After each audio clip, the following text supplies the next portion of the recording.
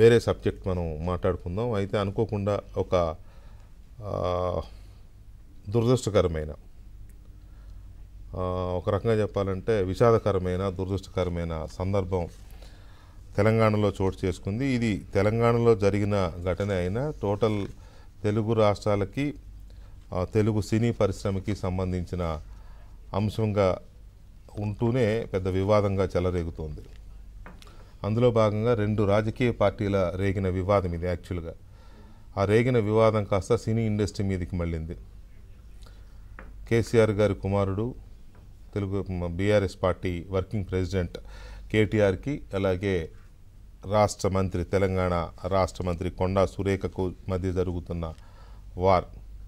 నిజానికి ఒక రకంగా చెప్పాలంటే ఈ ఎపిసోడ్ స్టార్టింగ్లో కొండా సురేఖకు చాలా తీవ్రమైన అవమానం జరిగింది. ఎక్కడో ఒక సభలో బీజేపీ ఎంపీ రఘునందన్ గారు ఆవిడకి చేనేత జౌళికి సంబంధించిన గుర్తుగా నూలు, నేత కార్మికులు నేసే నూలు, దాంతో చేసిన దండ ఒకటి ఆవిడ మెడలో వేసిన దాన్ని బీఆర్ఎస్ పార్టీకి చెందిన సోషల్ మీడియా వాళ్ళు చాలా నెగిటివ్గా, అసభ్యకరంగా పోర్ట్రే చేస్తూ కామెంట్స్ చేశారు కొండా సురేఖ గారి మీద. ఆమె ఒకరోజు దాని మీద చాలా చాలా బాధపడ్డారు, కన్నీటి పర్యంతమయ్యారు. ఫర్ దట్ మ్యాటర్ ఏడ్చారు కూడా. నెక్స్ట్ డే ప్రెస్ మీట్లో మళ్ళీ ఏడ్చారు. ఆ పోస్టులు పెట్టిన వ్యక్తి బీఆర్ఎస్ వ్యక్తి అని చెప్పడంతో వెంటనే హరీష్ రావు రెస్పాండ్ అయ్యి దానికి సురేఖ గారికి క్షమించాల్సిందిగా కూడా అడిగారు. బట్ కేటీఆర్ గారు అడగలేదు. అడగకపోగా మరొక అడుగు ముందుకేసి మీరు చేసేదంతా మీరు చేసి మా మీద పడి ఏడిస్తే ఏమి లాభం అనే తరహాలో మా మీద పడి ఏడుస్తారు ఏంటి అన్నట్టుగా ఆయన అన్నారు. దాంతో ఇంకా సాధ్యం పోసినట్లయింది. అక్కడ మొదలైన వివాదం కొండా సురేఖ గారు కొంత మరి అది ఆవేదనైనా ఆవేశమైనా ఆ స్థాయిలో ఉన్నప్పుడు తొందరపడకూడదు, నోరు జారకూడదు. ఆమె నోరు జారారు. ఆ నోరు జారింది రాజకీయ నాయకులు వాళ్ళు జారుకుంటే పర్వాలేదు, కానీ అది కాస్త సినిమా కుటుంబాల మీదకి మళ్ళింది.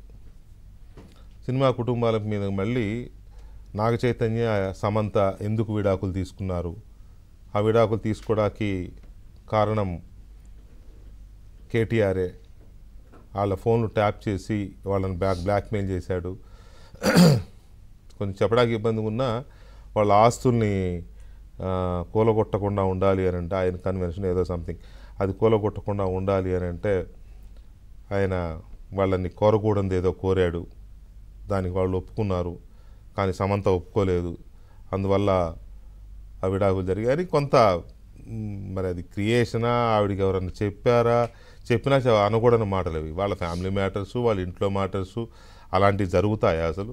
ఏ తల్లిదండ్రులైనా, ఏ అత్తమామలైనా అలా చేస్తారా? కొంత ఆలోచించి ఉండాల్సింది. సరే ఆవిడ అన్నారు, అనేసారు, అయిపోయింది. అన్న తర్వాత వెంటనే రియాక్షన్స్ మొదలయ్యాయి. ముందుగా నాగార్జున దాన్ని ఖండించారు, సమంత ట్వీట్ చేశారు, ఎవ్రీథింగ్ అంతా వన్ బై వన్ జరిగాయి. తర్వాత పొలిటికల్ రియాక్షన్స్ వచ్చినాయి. సినిమా ఇండస్ట్రీ మొత్తం, సినిమాకు సంబంధించిన ప్రముఖులు చాలామంది దాన్ని ఖండించిన వాళ్ళు ఉన్నారు, కొంతమంది సైలెంట్గా కూడా ఉన్నారు. మరి ఎందుకు సైలెంట్గా ఉన్నారు అనేది మనకు తెలియదు, మనకు అనవసరం. కానీ ఖండించిన వాళ్ళు మాత్రం కొంత ఆవేదనతో ఖండించారు, కొంతమంది తీవ్రమైన పదజాలంతో కూడా కౌంటర్ చేశారు కొండా సురేఖని. ఇలా ఎంతవరకు కరెక్ట్, మీ రాజకీయ వివాదాల్లోకి ఒక అమ్మాయిని లాగడం కానీ, ఒక సినీ ఇండస్ట్రీకి చెందిన కుటుంబాన్ని ఆ రకంగా తోలనాడడం ఎంతవరకు కరెక్ట్ అనే దాంట్లో కొంత అనుకోని ఇదే జరిగింది. దాంతో వెంటనే కాంగ్రెస్ పార్టీ డ్యామేజ్ కంట్రోల్కి వచ్చింది. అలాగే కొండా సురేఖ స్వయంగా సమంతకి సారీ చెప్పారు. అక్కినేని కుటుంబానికి కూడా కొంత సారీ చెప్తూనే ఆమె ట్వీట్ చేశారు, మీడియాతో కూడా మాట్లాడారు.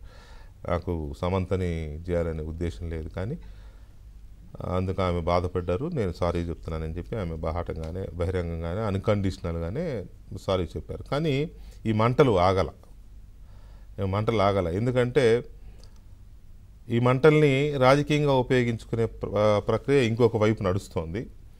కానీ ఆవిడ వాడిన మాటలు ఏదో ఒక సారీతో చెబితే పోయేలాగా కనిపించలా సురేఖ గారు మాట్లాడిన మాటలు.